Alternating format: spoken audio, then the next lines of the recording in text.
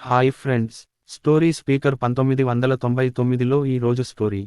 సావిత్రిబాయి ఫూలే మొట్టమొదటి మహిళా ఉపాధ్యాయురాలు. భారతదేశ తొలి మహిళా సంఘ సంస్కారిణి సావిత్రిబాయి ఫులే సమాజంలోని కులతత్వం, పురుషాధిక్యత ధోరణులు కలిగిన చాలామంది పండిత మేధావులందరికీ కూడా సావిత్రిబాయి కేవలం జ్యోతిరావు ఫూలే భార్యగా మాత్రమే తెలుసు. కానీ సావిత్రిబాయి ఆధునిక భారతదేశంలో మొట్టమొదటి మహిళా ఉపాధ్యాయురాలు. పీడిత ప్రజలు ముఖ్యంగా స్త్రీల విద్యాభివృద్ధికి కృషి చేసిన తొలితరం మహిళా ఉద్యమకారిణి.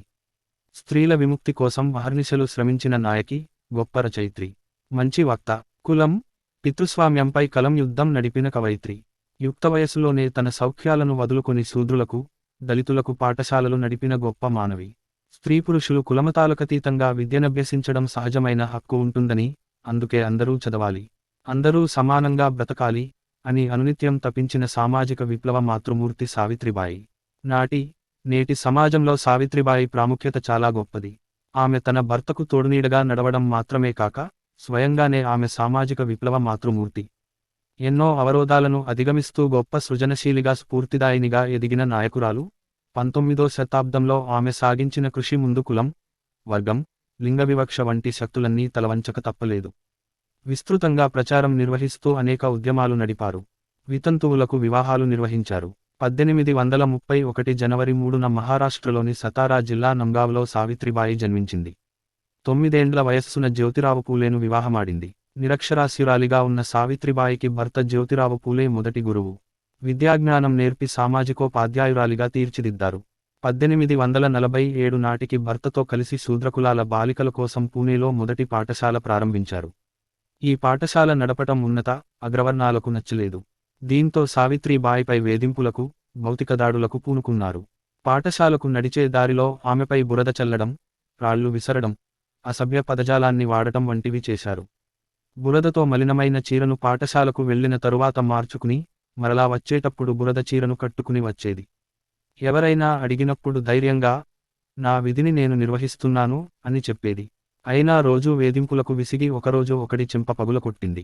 పట్టు వీడక వారు సాగించిన విద్యా ఉద్యమానికి తక్కువ కాలంలోనే సహకారం గుర్తింపు లభించాయి. ఒక ముస్లిం వ్యక్తి తన ఇంటిని బడికి కేటాయించాడు. కొంతమంది పుస్తకాలు సేకరించారు. మోరోవిట్, వాల్వేకర్, దియోరావ్ వంటి ప్రముఖులు పాఠశాల నిర్వహణకు సహకరించారు. 1851లో మరల పాఠశాల ప్రారంభించారు. బాలికల చదువు కోసం, విద్యాభివృద్ధి కోసం సహకరించాలని ఆమె విజ్ఞప్తి చేసింది. పిల్లల్ని కనాలనే కోరికని త్యజించి ప్రపంచమే ఇల్లుగా చేసుకుని అనాథల్ని, అక్రమ సంతానంగా పుట్టి రోడ్లపాలైన బిడ్డల్నే తన బిడ్డలుగా చేసుకుంది సావిత్రిబాయి. 19వ శతాబ్దంలో కుల వ్యతిరేక ఉద్యమాల్లో స్త్రీ హక్కుల పోరాటంలో సావిత్రిబాయి నిర్వహించిన పాత్ర మరువలేము. నాటి సామాజికోద్యమాలలో నాయకత్వ స్థానాల్లో నిలిచిన ఏకైక మహిళ సావిత్రిబాయి. బ్రాహ్మణీయ ఆధిపత్య వర్గాల చేతుల్లోని ఉద్యమాలకు ప్రత్యామ్నాయంగా సాగిన పోరాటాల్లో శూద్రుల పక్షపాతిగా అగ్రభాగాన నిలిచి మహిళలను చైతన్యులను చేశారు. 1852లోనే మహిళాసేవ మండల్ పేరిట మహిళా సంఘాన్ని స్థాపించారు. వితంతువుల పట్ల వివక్ష, అక్రమ సంతానం పేరిట శిశువుల హత్యలకు వ్యతిరేకంగా వివిధ పోరాటాలు నడిపారు. అనాథ బాలలు, శూద్రబాలికలు అందరూ తమ బిడ్డలేనని భావించారు. 1874లో ఒక బ్రాహ్మణ వితంతువు బిడ్డను పూలే దంపతులు దత్తపుత్రుడిగా స్వీకరించారు. ఒక బ్రాహ్మణ వితంతువు గర్భవతి కాగా ఆత్మహత్యకు ప్రయత్నించిన ఆమెను పూలే దంపతులు రక్షించి ఆమెకు కలగబోయే బిడ్డను తాము పెంచుతామని భరోసా ఇచ్చి, పుట్టిన ఆ బిడ్డకు యశ్వంత్ అనే పేరు పెట్టి పెద్దవాడిని చేసి డాక్టర్ను చేశారు. 1873లోనే సత్యశోధక్ సమాజం మహిళా విభాగం పేరిట కులాంతర వివాహాలు అనేకం జరిపించారు. భార్యను కోల్పోయిన ఒక యువకుడికి తన స్నేహితురాలి బిడ్డతో పెండ్లి చేశారు సావిత్రిబాయి. పురోహితుడు లేకుండా ఒక వివాహం జరపడం చరిత్రలోనే మొదటిసారి.